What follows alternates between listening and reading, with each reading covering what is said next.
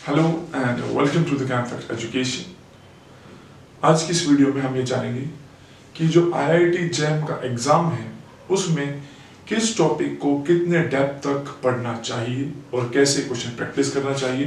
यानी कि एक तरीके से मैं कहना चाहता हूँ हमारा कोर्स किसके साथ डील करता है, क्योंकि अगर हम अपने कोर्स को समझ पाएंगे तो हमारी जो मेहनत है वो बहुत कम हो जाएगी, क्योंकि अब इस कंपटीशन के टाइम पे बहुत सारी एक्स्ट्रा चीज़ें जो हैं वो भी हम पढ़ा देते हैं लेकिन वो कोर्स में नहीं होती है। तो पहले हम उसको स्ट्रॉन्ग करेंगे जो हमारे कोर्स में है, उसके बाद हम उन डायरेक्शन की तरफ चलेंगे कि अगर हमें एक्स्ट्रा कवर करना है, क्योंकि मोस्टली बच्चे को ये नहीं पता होता है कि क्या हमारे कोर्स में है या नहीं है और वो काफ़ी ज़्यादा टाइम इन चीज़ों पर स्पेंड करता होता है जो उसके कोर्स में नहीं होते हैं। तो अब हम पहले ये जानेंगे कि सर इस टॉपिक में क्या क्या है और उसको हमें किस तरीके से पढ़ना चाहिए, यानी किस टॉपिक को पढ़ें या किसको ज्यादा इंपॉर्टेंस दें या ना दें। हम यहाँ अब टॉपिक वाइज एनालिसिस करेंगे, यानी कि अगर पहला चैप्टर है तो इसमें क्या क्या आता है, क्या क्या पढ़ना है और कितना ध्यान रखना है। बात समझ आ रही है? तो चलिए स्टार्ट करते हैं।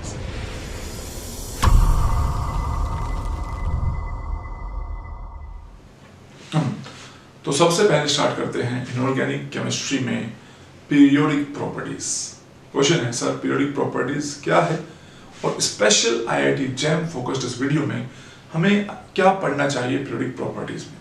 तो याद रखिए पीरियोडिक प्रॉपर्टीज में आपका एक या दो इतने ही क्वेश्चन पेपर में आते हैं, इससे ज्यादा क्वेश्चन नहीं आएंगे। तो क्वेश्चन वाइज पीरियोडिक बहुत ज्यादा इंपॉर्टेंट टॉपिक नहीं, ठीक है। इसके अलावा अगर हम बात करें कि सबसे पहले पीरियोडिक में हमें ये पता होना चाहिए कि पीरियोडिक टेबल उसमें कितने पीरियड्स हैं, कितने ग्रुप्स हैं, उसका एक अच्छा सा आइडिया होना चाहिए। एलिमेंट्स के एटॉमिक नंबर और उनकी कॉन्फ़िगरेशन को हम कैसे लिख सकते हैं, किसी भी एटॉमिक नंबर से आप कॉन्फ़िगरेशन लिखना जानना जरूरी है आपके लिए। दूसरी बात, अगर आपको कॉन्फ़िगरेशन पता चल गई है उनका पीरियड, ब्लॉक, ग्रुप आइडेंटिफिकेशन का एक आइडिया होना चाहिए, क्योंकि इसको मैं बोल रहा हूँ बेसिक पार्ट ऑफ पीरियोडिक, यहाँ से क्वेश्चन एक दो बार आ जाता है, ठीक है। इसके अलावा आप अगर कॉन्फ़िगरेशन पहचानने में ब्लॉक ग्रुप वगैरह अच्छे से पहचान लेते हैं और यानी पीरियोडिक टेबल के साथ थोड़े से फैमिलियर हैं कि किस ग्रुप का नाम क्या है, कि एलिमेंट्स के बारे में थोड़ा सा आइडिया है, याद करने की मैंने सारी ट्रिक समझाई है, तो वो आपको पीरियोडिक टेबल याद होनी चाहिए, पहला काम। दूसरी बात, अब हम चलते हैं पीरियोडिक प्रॉपर्टीज। 5 पीरियोडिक प्रॉपर्टीज हैं। इफेक्टिव न्यूक्लियर चार्ज है सबसे पहले, उसके बारे में आपको पढ़ना है कि along the period down the group कैसे बदलता है, उसको ध्यान रखना। पढ़ाते वक्त भी मैंने फोकस किया ही है ऑब्वियसली। प्लस आपको स्लेटर्स रूल भी पढ़ना है। तो IIT जैम वाले बच्चे ध्यान से समझ रहे, इस वीडियो स्पेशली मैं बार बार बोल रहा हूँ ओनली फॉर IIT जैम है। अब मैं अलग अलग टॉपिक्स नेट के लिए वीडियो बनेगी तो स्पेशली नेट के लिए अब हम अलग अलग बनाएंगे, तो ये जैम वालों के लिए, ठीक है। आप लोगों को अपने लिए बनवानी है तो आप कमेंट कर सकते हैं किस एग्जाम को प्रिपेयर कर रहे हैं, तो उसके अकॉर्डिंगली बना दिया जाएगा। तो इफेक्टिव न्यूक्लियर चार्ज में स्लेटर्स रूल आप लोग जरूर पढ़ेंगे, स्लेटर्स रूल से क्वेश्चन आते हैं। दूसरी बात, नेक्स्ट पीरियोडिक प्रॉपर्टी है एटॉमिक रेडियस। एटॉमिक रेडियस जो है उससे किस टाइप के क्वेश्चन आ सकते हैं, अलोंग द पीरियड वेरिएशन कैसे होता है down the group, lanthanoid contraction, actinoid contraction पे क्वेश्चन आ सकते हैं। डी ब्लॉक वालों में मैंने आपको बताया है कि पहले साइज डिक्रीमेंट है, then constant, iron cobalt nickel का कांस्टेंट हो जाता है, देन इंक्रीज हो जाता है। तो आप ये वाली बातें ध्यान रखेंगे सभी बच्चे। तो ग्रुप नंबर 13 को स्पेशली ध्यान रखेंगे कि एल्यूमिनियम और गैलियम में गैलियम का जो एटॉमिक रेडियस है वो थोड़ा सा छोटा हो जाता है, तो जो एक्सेप्शनल बिहेवियर है उनको ध्यान रखेंगे। कहाँ रिलेटिविस्टिक इफेक्ट है उसको आप ध्यान रखेंगे, उनसे क्वेश्चंस आने के चांसेस हो सकते हैं आपके एग्जाम में, क्योंकि पीरियोडिक प्रॉपर्टी है 5 और एग्जामिनर को सिर्फ एक क्वेश्चन देना है, तो वो हर ईयर किसी एक भी पीरियोडिक प्रॉपर्टी को उठा के क्वेश्चन पूछ सकता है। अब वो आपका लक है, लक तो क्या है, आपको सारी चीज ही पढ़ के जानी है, आप क्यों किस्मत के भरोसे जाएंगे। दूसरी बात, आयनाइज, तीसरा जो periodic property that is ionization energy. तो क्या है आयोनाइजेशन एंथैल्पी और एनर्जी में क्या डिफरेंस है, मैंने क्लियरली समझाया है, ठीक है। मेन चीज पेपर में क्वेश्चन ये नहीं आते हैं कि आयोनाइजेशन एनर्जी क्या है, what are the factors that will affect the ionisation energy. In your exam question will be like कि arrange the following in increasing order of the ionisation energy, या इस टाइप के होंगे। मैंने बताया है आयोनाइजेशन एनर्जी के लिए आप पहले चार्ज देखते हैं, फिर टाइप ऑफ कॉन्फ़िगरेशन देखेंगे, देन साइज देखते हैं। पेनिट्रेशन इफेक्ट भी अफेक्ट कर सकता है आयोनाइजेशन एनर्जी को। तो लेकिन हम आपके एग्जाम में वो बहुत कॉम्प्लेक्स केसेस नहीं आते हैं, जितनी वीडियो पढ़ाई है वो मोर देन सफिशिएंट है, कोई एक्स्ट्रा एफर्ट करने की रिक्वायरमेंट नहीं है। इसके अलावा next is electron gain enthalpy which is also important. Electron gain enthalpy क्या है, किन फैक्टर्स पर डिपेंड करते हैं, कैसे हम कंपेयर करते हैं। सेकंड पीरियड वाले जितने भी एलिमेंट हैं उनकी इलेक्ट्रॉन गेन एंथैल्पी का ऑर्डर आप लोगों को आना चाहिए। ज्यादा सीख के जाना है तो थर्ड वाले का ऑर्डर सीख के जाना है, 2 पीरियड्स के आने चाहिए, सेकंड और थर्ड ये मैक्सिमम है। और इलेक्ट्रॉन गेन एंथैल्पी जो है फ्लोरीन और क्लोरीन में किसकी ज्यादा है, सेकंड पीरियड और थर्ड पीरियड वालों में थर्ड पीरियड की थोड़ी ज्यादा होती है, एक्सेप्ट फॉर ग्रुप नंबर 14 जो स्पेशल केस मैंने पढ़ाए हैं उनको आप ध्यान रखेंगे।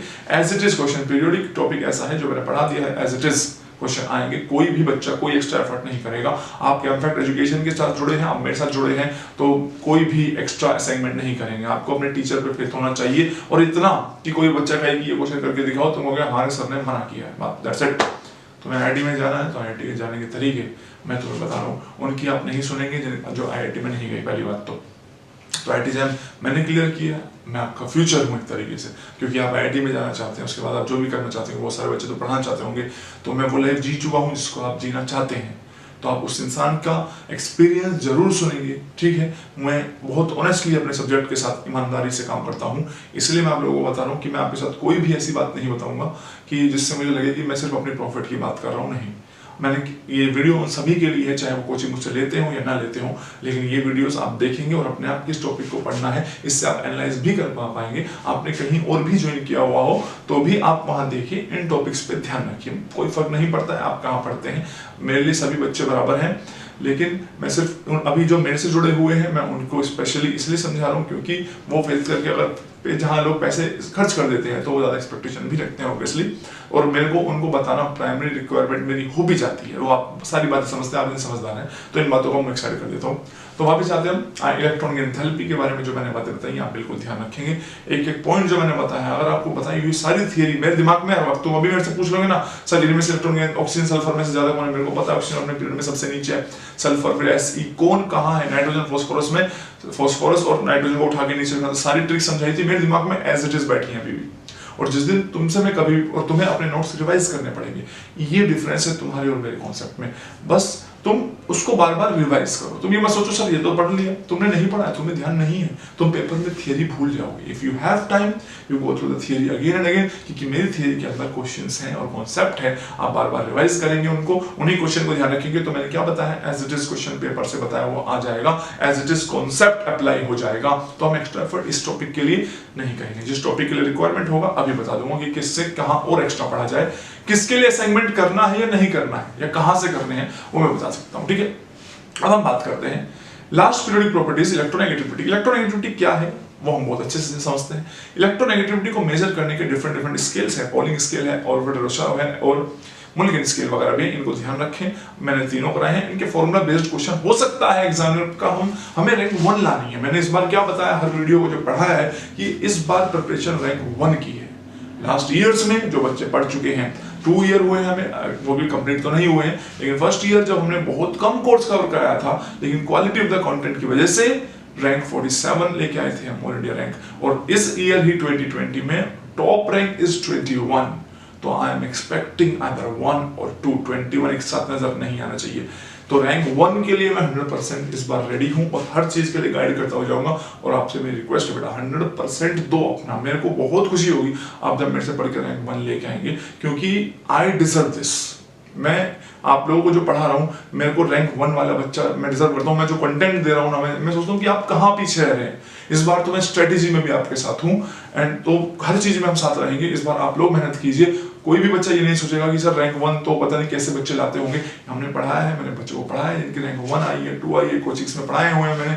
अब वो अलग बात है मैं कोचिंग्स में नहीं हूँ, तो पर मैं उनका नाम भी यूज नहीं कर रहा हूँ, जो कोचिंग या फिर बच्चों का कोई बात नहीं, पर मैंने पढ़ाया है उन बच्चों को, तो मैं बता रहा हूँ वो बहुत ऑर्डिनरी बच्चे थे। कोई ऐसे नहीं थे कि क्लास में क्वेश्चन पूछते यस सर ऐसा आंसर करते, नहीं, वो एनालाइज करते थे। वो हमेशा जिनकी रैंक अच्छी आती है वो पहचान में ही नहीं आते थे, वो बहुत अलग रहते थे। और अलग इन द सेंस कि वो ऐसा नहीं थे कि हम उनको पहचान लें, वो अपने काम पे ध्यान देते थे। और वो आंसर देते वक्त मुझे जहाँ तक याद है उन बच्चों के बारे में, तो सोच समझ के आंसर करते थे, जल्दबाजी नहीं होती। हर बच्चा इंस्टेंटेनियस नहीं हो सकता कि एकदम सवाल पूछा आंसर कर दिया। मैं बहुत स्लो था, मेरे को क्वेश्चन पूछो कि मुझे एनालाइज करने में टाइम लगता था, और कई बार तो घर पे जाके उसको समझता था। दैट डजंट मीन मैं स्कोर नहीं कर पाया हूँ। तो आप अपने आप को कंपेयर नहीं करेंगे इस चीज में, ठीक है। तो रैंक 1 के लिए मैं बता रहा हूँ, इसलिए हर एक पॉइंट पे वीडियो बना रहा हूँ, और बहुत वीडियोस बनाऊंगा सिर्फ और सिर्फ केमिस्ट्री को लेके। इधर उधर की फालतू मेरे से एक्सपेक्टेशन नहीं करना। अब देखो बात करते हैं, तो उन स्केल्स को आप देखेंगे जरूर कि सर कौन कौन से स्केल्स हम कैसे कैसे मेजर कर सकते हैं, क्लियर है। उसके बाद आप ये देखेंगे उसकी जो एप्लीकेशन, ऑक्सो एसिड्स की एसिडिक स्ट्रेंथ, या फिर ऑक्साइड्स में कैसे लगेगा, लुइस एसिड्स में उसका कॉन्सेप्ट क्या है, हाइड्रा एसिड्स में क्या कॉन्सेप्ट है, मैंने सारे एक एक करके पढ़ाए हैं और स्पेशल कुछ केसेस जो बताए होते हैं वो मार्क करेंगे। तो बहुत ज्यादा इंपॉर्टेंट इलेक्ट्रोनेगेटिविटी मेरे हिसाब से एक अच्छी पीरियोडिक प्रॉपर्टी है, तो उसे क्वेश्चन आने के चांसेस हैं। तो इस पूरे पीरियोडिक प्रॉपर्टी, ये हुआ पीरियोडिक प्रॉपर्टीज का पूरा कोर्स का आइडिया तुम लोगों को, ठीक है। अब एग्जामिनर इनमें से कोई भी एक क्वेश्चन देगा, प्रैक्टिस कहां से करेंगे आप इसी क्वेश्चन, तो सीधी सी बात है, इसकी क्वेश्चन प्रैक्टिस आप कर सकते हैं किसी भी IIT JEE एडवांस के क्वेश्चंस को, सिर्फ एडवांस या JEE, दैट्स इट। ज्यादा से ज्यादा आप नीट के क्वेश्चन उठा सकते हैं, क्योंकि पीरियोडिक प्रॉपर्टी इतना अच्छा टॉपिक नहीं है कि बहुत हाई लेवल क्वेश्चन आ सके, तो लास्ट ईयर के क्वेश्चन प्रैक्टिस करेंगे। कोई रैंडम असाइनमेंट एक भी नहीं करना है, ठीक है। वो अपने आप क्वेश्चन बनाते हैं, अपने आप कॉन्सेप्ट बनाते हैं, अपने आप आंसर देते हैं और तुम्हारे कॉन्सेप्ट बिगाड़ेंगे। मैं यहाँ मेहनत करके कॉन्सेप्ट बना रहा हूँ और उनको 1 मिनट लगती है गलत आंसर देने में, ठीक है। और असाइनमेंट ऐप पर है और आप उसको देख सकते हैं। किसी भी क्वेश्चन में डाउट होगा तो बहुत ही जल्दी एक ऐप आ रही है जिसमें हम डाउट्स के बारे में करेंगे, क्योंकि नेक्स्ट टारगेट मेरे 2 ही हैं, एक बहुत अच्छा स्टडी मटेरियल प्रोवाइड करना और डाउट की प्रॉब्लम को डील करना। आप बिल्कुल भी टेंशन मत लीजिए कि इस चीज को लेके मैं रेडी हूँ। सबसे पहला काम हमारा यही था कि बच्चों को एक ऐसा प्लेटफॉर्म मिल जाए कि जहाँ कंटेंट मिले केमिस्ट्री का। आपको केमिस्ट्री, आप देखिए प्लेलिस्ट में जाइए, सारे आप किसी भी वीडियो को खोलेंगे तो आपको लगेगा यहाँ केमिस्ट्री सीखने को मिल रही है, मजाक नहीं चल रहा है, केमिस्ट्री के साथ बहुत मस्त चीज सीखने को मिल रही है। तो वीडियोस वाला काम हो गया। अब assignment, study material and doubts, उस पर मैं एक एक करके करूंगा। 2 साल लगे मुझे यहाँ तक आने में और ये सब चीज अरेंज करने में। मैंने कोई जल्दबाजी नहीं की। किसी ने, बच्चों ने मुझे कहा कोर्स कंप्लीट कराओ, किसी ने नेगेटिव भी बोला कि कोर्स कंप्लीट नहीं कराते हैं, ये नहीं कराते हैं, पर मैंने हर बच्चे को एक बात ही बोली, कोर्स कंप्लीट करने में बहुत कम मेरे को लगी है। बहुत सारे टीचर हैं जो कहते हैं कि सर हमसे पढ़वा लो, मैं कोर्स कंप्लीट करवा देता तभी के तभी। वो मेरा प्लान ही नहीं था, टाइम लगा, लेकिन जो कंटेंट आज मेरे को प्राउड है कि जो कंटेंट आज मैं बच्चों को डिलीवर दे रहा हूँ, वो वीडियो देख रहे हो, किसी की भी वीडियो देख रहे हो, मेरे को पता है टीचर जो पढ़ा रहा है उसके पास उसने क्या कंटेंट दिया, मेरे को पता होता है कि इसने क्या क्या कंटेंट पढ़ाया है। मैंने इस पर बहुत मेहनत करता हूँ चीजों पे, और अब आप लोगों की मेहनत करने की बारी है। तो पीरियोडिक से 1 या 2 क्वेश्चन आएगा, एक भी बच्चे से गलत नहीं होगा। जो मैंने वीडियोस बताई हैं, लास्ट ईयर क्वेश्चन प्रैक्टिस करेंगे, और असाइनमेंट अगर उस पर क्या फैक्ट लिखा हुआ है तो ही आप उसे करेंगे, अदरवाइज कोई रिक्वायरमेंट नहीं है इस टॉपिक के लिए। एक टॉपिक क्लियर हुआ, let's move on to the second topic. आपको पूरी वीडियो बिल्कुल ध्यान से देखनी है, ठीक है। आप वैसे भी इतने सारे रोस्ट हैं जो ये देखते रहते हैं, इतनी सारी वीडियोस देखते हैं कि आपके काम की वीडियो, इसका एक पॉइंट भी स्किप नहीं करेंगे आप, ठीक है। चाहे इसको रोक दीजिए, आपको लगता है कि, लेकिन जो काम की चीजें होती है वो ज्यादा अट्रैक्टिव नहीं होती हैं। इसी में यहाँ पीछे मैं चला दूं कुछ चेयर गर्ल्स नाच रही है तो तुम्हें बहुत खुशी हो जाएगी देखने में, तुमसे 10 बार देखोगे, लेकिन मैं तुम्हारे काम की बात कर रहा हूँ, ठीक है। और मैं भी कोशिश करूंगा मैं सीधे पॉइंट टू पॉइंट बात करूँ। Let's start with topic number 2 which is chemical bonding. Chemical bonding बहुत ही अच्छा और इंटरेस्टिंग टॉपिक है। अब IIT JEM वाले बच्चे उसको क्या समझ के पढ़े। सबसे पहली बात तो है आपको ये जो लुईस स्ट्रक्चर क्या होता है, फॉर्मल चार्ज और रेजोनेंस के बारे में थोड़ा सा आइडिया होना चाहिए। जो वीडियो है वो देखिए, वो उसका आइडिया होना चाहिए। मैंने ये नहीं कहा कि इससे क्वेश्चन आएंगे, इसका कॉन्सेप्ट यूज हो सकता है, ठीक है, लेकिन क्वेश्चन आने के चांसेस इतने लो लेवल के नहीं होते हैं। आपको एक तो ड्रैगो रूल वाली बात आप लोगों के लिए नहीं है, किन में हाइब्रिडेशन कम है या नहीं है, उन कंपाउंड्स को पढ़ना, एक्साइटेशन थ्योरी पढ़नी है। आपकी मेनली चीज जो यहाँ से स्टार्ट होती है वो होती है वैलेंस बॉन्ड थ्योरी से स्टार्ट होती है। आप VBT को ध्यान से समझे, ठीक है, क्या है VBT के क्या पॉइंट्स थे, देन उसमें एक्साइटेशन थ्योरी को आप ऐड कर सकते हैं, ड्रैगो कंपाउंड को यूज कर सकते हैं, एंड कॉन्सेप्ट ऑफ हाइब्रिडाइजेशन का किसी भी तरीके से समझ लीजिए कि हाइब्रिडेशन क्या है। मैंने वीडियो बनाई है, लाइव केमिकल बॉन्डिंग करके वीडियो है, आप उसको देखिए। हाइब्रिडेशन एक बहुत अच्छा आइडिया समझ में आएगा कि किस तरीके से percentage S factor can affect the bond angle and bond length. उससे बहुत सारे क्वेश्चन आपके एग्जाम में आते हैं। तो पेपर में question bond angle bond length से होंगे, जिसके लिए वैलेंस इलेक्ट्रॉन पे रिपल्शन थ्योरी भी उसी चीज को समझा सकती है। दोनों का पैरेलल आइडिया आप लेंगे और सारी वीडियोस देखेंगे। लाइव केमिकल बॉन्डिंग वाली भी यूट्यूब पे है और केमिकल बॉन्डिंग बाय आलोक सर करके भी है, दोनों ही आपको देखनी है। दोनों में कंपैरिजन करने का तरीका समझ में आएगा। स्टडी नंबर 2 से लेके 8 तक पढ़ना है आपको, ठीक है। बहुत सारे बच्चे उन्हीं मॉलिक्यूल में लगे थे, H2O अमोनिया, इन्हीं के बॉन्ड एंगल बॉन्ड लेंथ। बेटा इनका टाइम गया, ये IIT JEE वालों के लिए था एडवांस लेवल पे, या फिर आप JAM के लेवल की बात करेंगे तो आप हायर कोऑर्डिनेशन नंबर को ज्यादा प्रेफर कीजिए। कोऑर्डिनेशन नंबर 5, कोऑर्डिनेशन नंबर 6, 7 और 8 स्क्वायर एंटी प्रिज्मेटिक वर्ड को सुनिए, क्योंकि आप इसके साथ बहुत ज्यादा फैमिलियर JAM वाले बच्चे नहीं है। मैं जानता हूँ, मैंने भी ग्रेजुएशन हिंदू कॉलेज से की है, दिल्ली यूनिवर्सिटी से, तो मैं ये बात जानता हूँ कि कहाँ मेरे को भी आइडिया, इनका आइडिया नहीं था मेरे को। BSc थर्ड ईयर तक मैंने ड्रैगो ही नहीं नाम सुना था, तो मैं यही एक्सपेक्ट कर रहा हूँ। जब top most college of Delhi university में मैंने ड्रैगो का नाम नहीं सुना था, तो मैं आपसे कैसे एक्सपेक्ट कर सकता हूँ, ठीक है। तो इसलिए मैं ये सारी वीडियोस बिल्कुल बेसिक से लेके चलूँ। अब आप लोगों को क्या करना है, उन स्टाइल नंबर 6 7 8 के एग्जाम्पल जितने हो सकते हैं उनको ध्यान रखेंगे, और जनरली क्वेश्चन ऐसे ही आएंगे कि हाइब्रिडेशन बताओ सैंडल एटम की, या उसके पास कितने लोन पेयर हैं, bond angle comparison, bond angle comparison, hybridization in all electronic species आप जरूर देखेंगे, बहुत इंपॉर्टेंट कॉन्सेप्ट है। और जिन बॉन्ड एंगल को मैं स्पेशली मार्क करता हूँ बेटा, को ध्यान रखो, non bonding electron pair repulsion theory में OCl2 को पढ़ाया मैंने, 110 के आसपास बॉन्ड एंगल। मैं पागल नहीं हूँ कि मैं स्पेशली कुछ मॉलिक्यूल के ही बॉन्ड एंगल लिख रहा हूँ, मैं सबके नहीं लिखता हूँ। जो मैंने लिखा है यानी वो ध्यान रखना है, वो बहुत ज्यादा हेल्प करने वाले हैं तुम लोगों के साथ जब क्वेश्चन एग्जाम में आएंगे, ठीक है।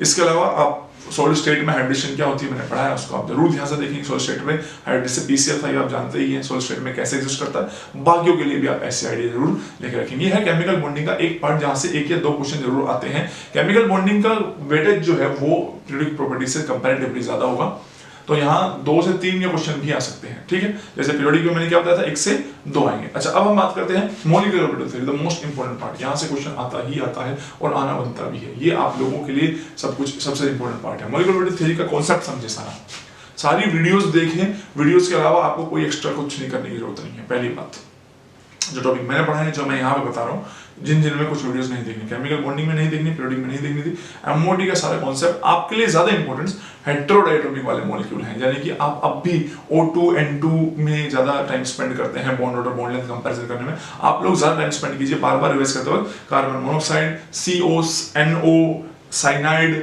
इनके कॉन्सेप्ट को ज्यादा आप मीन्स करने की कोशिश कीजिए, समझने की कोशिश कीजिए। इनके एमो डायग्राम आप लोगों के लिए बहुत ही ज्यादा इंपॉर्टेंट है, ठीक है। इसके अलावा मैंने यहीं पे साथ में कॉन्सेप्ट ऑफ LGO भी दिया है। LGO क्या है, तो जैम वाले बच्चे इस कॉन्सेप्ट को एक आइडिया की तरह देखें वीडियो को कि इसका कॉन्सेप्ट क्या है। आपको पेपर में H2O या BeH2 जैसे मॉलिक्यूल के एमो डायग्राम याद करके जाने की जरूरत नहीं है, वो मैंने इसलिए पढ़ाया है सो दैट कि आप लोग क्लासिफिकेशन ऑफ लिगेंड्स को समझ सकें। मैंने MOT से ही केमिकल कोऑर्डिनेशन कंपाउंड को कनेक्ट किया है कि there are different types of ligand, pi donor, sigma donor, pi acceptor, और बहुत सारे बच्चे बेचारे याद करके घूमते रहते हैं, this is pi star acceptor, ये सिग्मा स्टार। तो मैंने सारा कॉन्सेप्ट बताया है कि क्यों कोई सिग्मा स्टार एक्सेप्टर है, क्यों कोई पाई स्टार है, कोई नहीं होगा, कैसे पहचानना है, वो रटने वाला सारा एक भी पोर्शन नहीं है, समझने वाली सारी बातें हैं। किस टाइप के लिगेंड होंगे, किसको हम किस टाइप के लिगेंड से क्लासिफाई करते हैं, क्लासिकल नॉन क्लासिकल लिगेंड्स, यहीं से मैं MOT से एंटर कर जाता हूँ, किसमें, कोऑर्डिनेशन कंपाउंड में। केमिकल बॉन्डिंग में इसे करते करते हम कहाँ गए, सीधा कोऑर्डिनेशन कंपाउंड में। कोऑर्डिनेशन कंपाउंड में आपके लिए वर्नर थ्योरी पूरी सिर्फ क्लास की वीडियो देखनी है, मोर देन सफिशिएंट है। केमिकल बॉन्डिंग के क्वेश्चन कहाँ से प्रैक्टिस करने हैं तो मैंने आपको बता दिया है।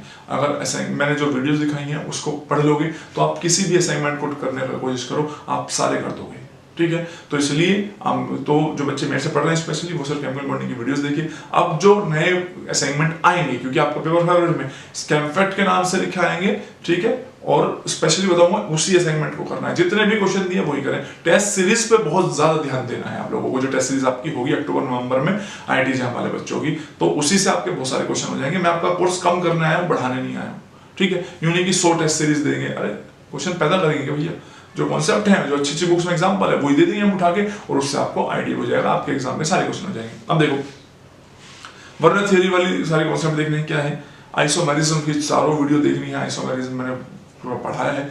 इसके अलावा आप बात करेंगे इसके VBT आप लोगों के लिए इंपॉर्टेंट है, लेकिन CFT is more important. VBT से लेकिन आपको आइडिया मिल जाता है, आप बिल्कुल भी मिक्स नहीं करेंगे टॉपिक को। बहुत सारे बच्चे कंफ्यूज होते हैं, मैं कलर के बारे में क्वेश्चन पूछ रहा हूँ, आप कह रहे हैं कि VBT से सोच रहे हैं। नहीं, आपको ये सोचना है, पूरी थ्योरी पढ़ाते वक्त मैंने समझाया है कि कब किस थ्योरी के बारे में सोचेंगे, कब VBT अप्लाई होगी, कौन सा लिगेंड स्ट्रॉन्ग है, वीक है, मैंने सब बताया है। लिगेंड वीक और स्ट्रॉन्ग होना उसका बिहेवियर है, जरूर नहीं है कि H2O वीक होगा, स्ट्रॉन्ग भी हो सकता है, that depends on the metal and the circumstances, कि वो किसके साथ कब कहां पर जुड़ा हुआ है, और ये सारी चीजें मैंने डिस्कस की है और वीडियो को आप देख सकते हैं। CFT आपको मैंने पूरा डिटेल में पढ़ाया है, और आप लोगों के लिए, जैम वालों के लिए सबसे इंपॉर्टेंट VBT आपके लिए इंपॉर्टेंट है, आइसोमेरिज्म अच्छे से आना चाहिए, वर्नर थ्योरी कम इंपॉर्टेंस। अब उससे क्वेश्चन आगे, इसका मतलब ये नहीं है कि मैंने उसे कहा था उसे पढ़ के नहीं जाना, मैंने तो सब पढ़ा है ना, तो मैं इंपॉर्टेंस की बात कर रहा हूँ यहाँ पे सबसे ज्यादा क्या है। तो जैसे ही आप वैलेंस बॉन्ड थ्योरी पढ़ते हैं, उससे ज्यादा इंपॉर्टेंट आपके लिए केमिकल CFT हो जाती है, क्रिस्टल फील्ड थ्योरी, और उसकी एप्लीकेशन, कैलकुलेशन ऑफ CFSC, किस केस में कितनी पेयरिंग एनर्जी होती है, उन सबको आप ध्यान से समझेंगे। इसके अलावा आप all the application of CFSC, latest energy, चाहे हाइड्रेशन एनर्जी का कर्व हम्प, डबल हम्प समझाया मैंने, या फिर स्पाइनल्स का कॉन्सेप्ट आता हो, वहां सारे के सारे आप CFT की वीडियोस जरूर देखेंगे। एप्लीकेशन आप लोगों के लिए बहुत ज्यादा इंपॉर्टेंट हो जाता है, और आपके लिए ही बहुत ज्यादा इंपॉर्टेंट CFT की जितना ही मैटर करता है JTD जैसे कॉन्सेप्ट को। तो JTD क्या है, क्यों है, किन कॉम्प्लेक्सेस में होता है, किन में Z in, किन में Z out, और extreme case of Z in Z out मैंने सब पढ़ा है। JTD की कोई वीडियो और उसकी एप्लीकेशन और JTD से कैसे बॉन्ड लेंथ अफेक्ट हो जाती है, और क्या क्या चीजें, थर्मोडायनामिक स्टेबिलिटी कैसे अफेक्ट होती है, ये सारे के सारे इरविन विलियम्स सीरीज सब आपके लिए बहुत इंपॉर्टेंस रखता है। CFT, JTD दोनों की एप्लीकेशन बात समझ आ रही। अब इसके आगे क्या पढ़े, अब इससे आगे के पार्ट लेस इंपॉर्टेंस होते जाएंगे, लेस इंपॉर्टेंट होते जाएंगे, यानी कि VBT से इंपॉर्टेंट CFT एंड JTD ये सब बहुत ज्यादा इंपॉर्टेंट, एंड हम नीचे की तरफ चलते हैं दोबारा से। अब हायर लेवल की जब कोऑर्डिनेशन की बात होती है तो एग्जामिनर के मूड पे डिपेंड करता है, वो उससे क्वेश्चन दे भी सकता है, नहीं दे सकता। तो मैग्नेटिज्म, कोऑर्डिनेशन मैग्नेटिज्म की आप वीडियो देखेंगे तो जो इंपॉर्टेंट फॉर्मूले हैं आप उनको ध्यान रख के जाएंगे सीधा, ठीक है, कि फॉर्मूला बेस्ड क्वेश्चन आ सकता है। इसके अलावा अगर आप बात करते हैं कि सर हम थर्मोडायनामिक स्टेबिलिटी ऑफ कॉम्प्लेक्स, तो बिल्कुल आप उसको पढ़िए कि उसमें ये चीज पे फोकस कीजिए थर्मोडायनामिक स्टेबिलिटी में कि चिलेशन जो है थर्मोडायनामिक स्टेबिलिटी बढ़ाता है, ठीक है, वो एंट्रोपिकली फैक्टर है, जेविसन ने एक चीज डिस्कस की है, और JTD भी थर्मोडायनामिक स्टेबिलिटी बढ़ाता है, लेकिन दोनों कई बार एक साथ आ जाते हैं तो थर्मोडायनामिक स्टेबिलिटी कम हो सकती है, और एग्जामिनर ऐसे ही क्वेश्चन पूछना चाहेगा जिसमें JTD भी लग रहा होगा और किलेशन की वजह से बहुत ज्यादा स्ट्रेन आने की वजह से स्टेबिलिटी कम हो सकती है, तो आप लोग इस पे बहुत ज्यादा फोकस रहेंगे। ये क्वेश्चन आप देख सकते हैं थर्मोडायनामिक स्टेबिलिटी। स्पेक्ट्रा पे आप ज्यादा ध्यान बिल्कुल ना दें, अब वो आपके लिए क्वेश्चन नहीं आएगा, और बस कोऑर्डिनेशन में यही मैटर करता है। 3 से 5 क्वेश्चन आते हैं। अच्छा, टर्म सिंबल पे भी एक बार क्वेश्चन पूछ लिया था, जो कि हमने अलग से वीडियो जो भी हमने molecular and atomic term symbol बनाए हुए हैं, आप उस वीडियो को जरूर देखिए, टर्म सिंबल्स क्या होते हैं। और उसके बाद क्योंकि क्वेश्चन आया वो लास्ट का क्वेश्चन हो जाएगा, क्योंकि ये वो क्वेश्चन था, 1-2 बाउंसर क्वेश्चन एग्जामिनर देता ही है, लेकिन तुम्हारा अप्रोच पहले अपना 80-90% पेपर कवर करने का है। बाउंसर्स के लिए तैयारी हम बाद में करेंगे, ठीक है। अब इतना एक्स्ट्रा पढ़ लोगे कि लो पढ़ लो, मैंने तो ऐप में तुम्हें सब पढ़ा प्रोवाइड किया हुआ है, आप स्पेक्ट्रा भी पढ़ लो उसका, आप उसकी रिएक्शन पढ़ लो कोऑर्डिनेशन की, सब पढ़ लो वहां पे इनर स्क्वायर आउटर स्क्वायर, तो फिर क्या होगा उससे, वो आपके कोर्स की चीज नहीं है, प्रोवाइड तो सब है, लेकिन आपको जो बताया जा रहा है उसी पर ही आप फोकस करेंगे और रैंडम कोई असाइनमेंट नहीं करेंगे। कोऑर्डिनेशन के बहुत ही जल्द, मैं बता रहा हूँ, मैं जानता हूँ आपकी प्रॉब्लम क्या है, आपने वीडियो साइट देख लिया, अब असाइनमेंट आने स्टार्ट हो जाएंगे और बहुत क्वालिटी वाले असाइनमेंट होंगे, ठीक है। उनको आप ध्यान से एक ही क्वेश्चन करेंगे, और मैं पूरी कोशिश करूंगा कि एक भी एरर ना हो। ह्यूमन एरर कभी कभी रह जाता है, बट आई विल ट्राई कि मैं पर्सनली उनको सॉल्व करूं, पर आप जानते हैं टाइम कई बार नहीं होता है, पर I will try my best, okay. तो ये है coordination compounds. Next move on to the organometallic compounds, जो कि नेक्स्ट चैप्टर है, जो कि और ज्यादा इंपॉर्टेंस का है, और ये समझना इसलिए जरूरी है कि यहाँ से आप आगे जैसे ही MSc करके एडमिशन लेंगे IITs में, तो वहाँ ये टॉपिक बहुत ज्यादा इंपॉर्टेंस रखता होगा, कोऑर्डिनेशन और ऑर्गेनोमेटलिक कंपाउंड्स। तो ऑर्गेनोमेटलिक कंपाउंड्स में सबसे पहली बात आपको क्या पढ़ना चाहिए, देयर आर 2 इंपॉर्टेंट रूल्स जो मैंने पढ़ाए हैं, जो ऑर्गेनोमेटलिक कंपाउंड्स की स्टेबिलिटी को गवर्न करते हैं, and those are effective atomic number rule and eighteen electron rule. Hold on second.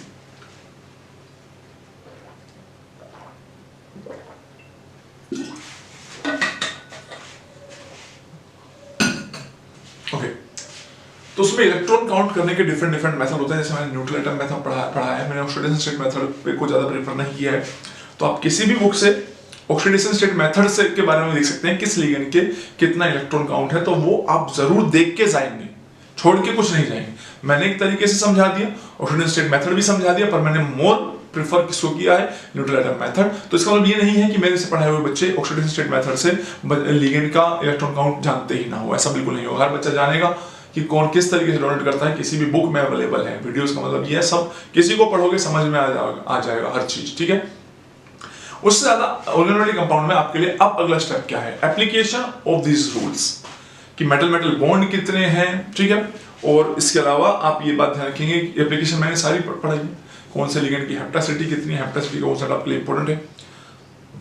इसके अलावा आप लोग ये भी ध्यान रखेंगे कि bonding in metal carbonyl is very important for you, stretching frequency, bond order, bond length comparison metal carbonyls के बीच में आ सकता है। जो मैंने पढ़ाया है ना वीडियो में, YouTube पे ही आप देख लेना, कोई केस नहीं छोड़ा, और हर एग्जाम के क्वेश्चन उठा के देख लेना, उसमें से ही आएंगे, या कॉन्सेप्ट एज इट इज उसी के ऊपर बेस्ड होता है। तो उस वीडियो को जरूर प्रेफर करेंगे आप लोग। बहुत मेहनत के साथ मैंने हर वीडियो बनाई हुई है, टाइम लगा, 2 साल ऐसे ही नहीं बनाया, कोर्स 2 साल वीडियोस कंटिन्यूसली बनाया, तो मेरे को पता है कि कितने ज़्यादा मेरे को एफर्ट करने पड़े। कोई एग्जांपल मैंने बुक्स से कितनी बुक्स के एग्जांपल देने की कोशिश की ताकि बच्चों का कोई पोर्शन छूटे नहीं। और अब तो देखो, अब तो इतनी सारी चीज़ डिस्कस करेंगे, अब एग्जांपल लेके हम छोटे छोटे क्वेश्चन बैंक के फॉर्म में रैंक बूस्टर के नाम से आएगी जैम की सीरीज, तब उससे जो आपको मजा आएगा पढ़ने में। तो बस जस्ट स्टे कनेक्टेड, जो बताता जा रहा हूँ उसको फॉलो करते जाइए। नेक्स्ट आप बॉन्डिंग इन मेटल नाइट्रोसिल पढ़ेंगे, क्योंकि पेपर में मैंने नाइट्रोसिल की पूरी बॉन्डिंग पढ़ाई है, हेमोडायग्राम में समझाया कौन कैसे ट्रांसफर करेगा। और आईआईटी जैम वालों ने क्या पूछा, बताओ कितने मोड्स हैं इसके बैंड करने के, लीनियर और बैंड। दैट मींस आप, मैं अभी कह रहा हूं, आप पेपर में जाओगे इस बार, आप कहोगे सर आपने तो पता नहीं कितनी ज्यादा पढ़ाई, ये तो कुछ भी नहीं है, और आप सभी लोगों की बहुत अच्छे स्कोर करेंगे, मेरे को यकीन है इस बात पे। ठीक है, और इस बार मैं खुश भी हूँ क्योंकि मैं जानता हूँ इस बार आप रैंक 1 लेके ही आएंगे। ठीक है, अब देखो इसके अलावा आप मेटलोसिन को एक बार प्रेफर कर सकते हैं। मेटलोसिन में फेरोसिन को फॉलो, इसको ज़्यादा ध्यान से देख लीजिए, फेरोसिन इंपॉर्टेंट है। लेकिन याद रखना जब फेरोसिन इंपॉर्टेंट है तो सभी उसको फॉलो, फेरोसिन को अच्छे से पढ़ेंगे, तो बाकी साइड के कुछ कंपाउंड्स भी पढ़ सकते हैं। मैंने कुछ एग्जांपल दिए हैं, उनको आप देख लेना। आप लोग डी ऑर्बिटल की स्प्लिटिंग कैसे होती है फेरोसिन में, वो जरूर देख के जाएंगे जैम वाले बच्चे, हालांकि वो तुम्हारे लिए काफ़ी हाई लेवल की चीज़ है, पर आप सिर्फ स्प्लिटिंग ऑफ डी ऑर्बिटल देख के जा सकते हैं उसके। इसके अलावा अब यहाँ से एक इंपॉर्टेंट पार्ट स्टार्ट होता है, टाइप्स ऑफ रिएक्शंस।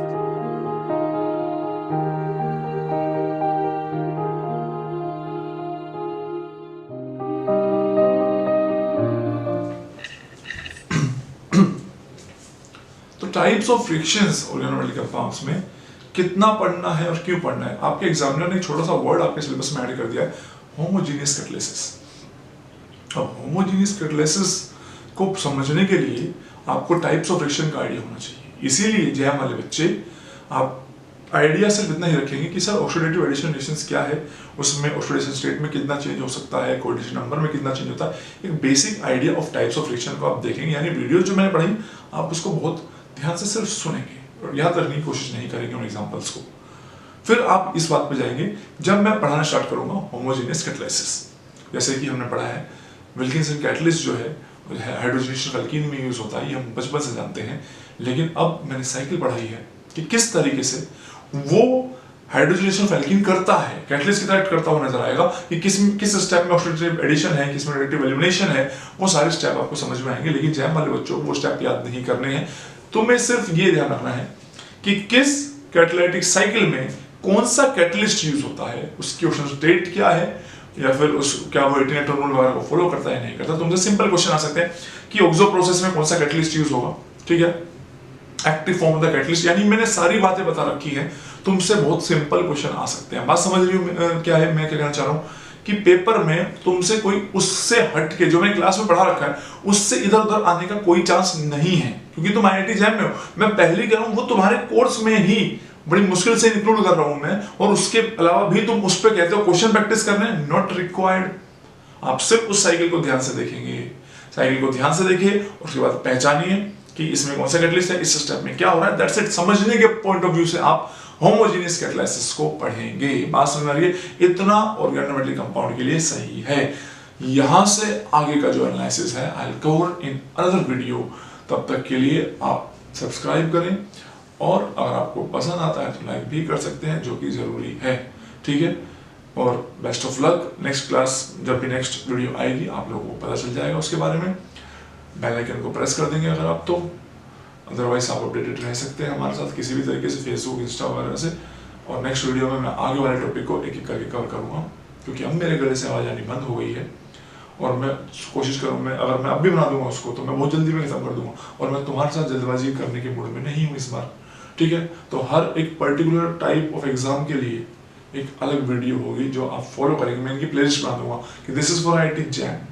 अब आपको कोई दिक्कत नहीं होने वाली है असाइनमेंट पे, और आपकी डाउट्स पे मैं बहुत जल्दी वर्क करने वाला हूँ। आप एक बात और ध्यान से सभी बच्चे समझ लीजिए, जब आप लोग हमें मैसेज करते हैं तो there are so many message that we are receiving every day, चाहे वो हमारे 888248 नंबर पे हो, and it is not possible to reply each and every student. तो आप लोग इस चीज़ का ऐसा मत समझिए कि सर हमें रिप्लाई नहीं मिल पा रहा है सही टाइम पे। आप कॉल कीजिए, ठीक है। आप व्हाट्सएप पे पॉसिबल ही नहीं है, इतनी सारी कॉल अटेंड करनी पड़ती है, तो ये हमारी जो टीम है उसको भी प्रॉब्लम फेस करनी पड़ रही है कि सर बच्चे मैसेज कर रहे हैं, उसके बाद ये कहते हैं कि मैसेज का रिप्लाई करोगे जल्दी प्लीज़ प्लीज़ प्लीज़। आप प्लीज़ लिखते हैं और हमें अच्छा नहीं लगता, क्योंकि हाउ कैन वी रिप्लाई, इतने सारे हैं। तो आप कॉल करके प्रेफर कीजिए, 888248 वाले कॉल करके अपनी प्रॉब्लम बताएं, और आपकी प्रॉब्लम हमने सुन ली एक बार, that means we are working on that. Ignore नहीं कर दिया है, ठीक है, यहाँ कोई रिलेशनशिप नहीं चल रहा है कि हमारा मैसेज पढ़ लिया, रिप्लाई क्यों नहीं किया है।